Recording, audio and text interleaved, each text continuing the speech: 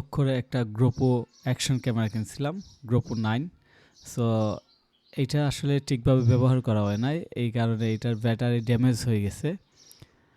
আর এটার মূলত battery damage হওয়ার কারণে এখন আর একদম ইউজ করতে পারছিলাম না, তাই নতুন একটা ব্যাটারি নিয়ে আসছি। তো রাইট নাও এটার অরিজিনাল ব্যাটারি লাগানো আছে এবং অরিজিনাল ব্যাটারি দিয়ে আমি ট্রাই করতেছি অন করার, বাট এটা অন হয় না।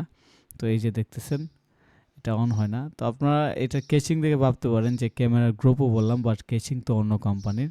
তো এটা আসলে কোনো বিষয় না, বিষয় হচ্ছে আমি এটা এখন কেচিং থেকে খুলতেছি। এই হচ্ছে আমার গ্রোপো 9। এটা আসলে একটা চমৎকার ক্যামেরা এবং অনেকের লাইক ড্রিম ক্যামেরা।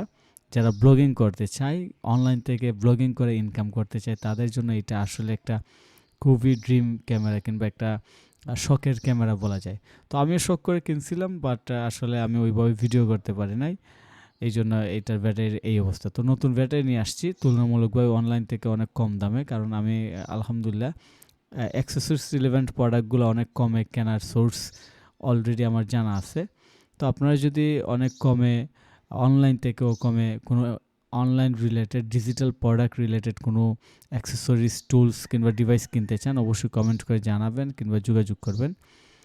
আর এই ব্যাটারিটা আমি অনলাইন থেকে তুলনামূলক অনেক কমে নিয়ে আসছি এবং এইটা এখন লাগিয়ে দিলাম। লাগানোর পর ভাবলাম যেহেতু ক্যামেরাটা আসলে এটা অনেক সুন্দর একটা ক্যামেরা, এটার ভিডিওর কোয়ালিটির কাছে আইফোন স্যামসাং কোনো কিছুই আসে না, অর্থাৎ অ্যাকশন লেভেল ভিডিওর ক্ষেত্রে, লাইক আমি মুভিং করতেছি, দৌড়তেছি, ওই ক্ষেত্রে দেখা যায় এটা ভিডিও এত সুন্দর আসে, এত স্মুথ আসে এবং কোনো জাম্পিং নাই। তো সব মিলিয়ে এটা আসলে আমার কাছে মনে হয় বেস্ট একটা ক্যামেরা।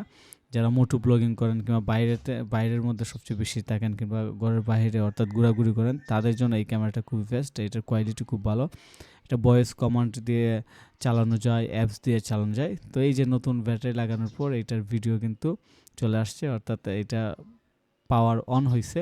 তো আমার কাছে খুব ভালো লাগতেছে। তো আপনারা যদি এই ক্যামেরা সম্পর্কে আরও জানতে চান, কমেন্ট করে জানাবেন। ধন্যবাদ।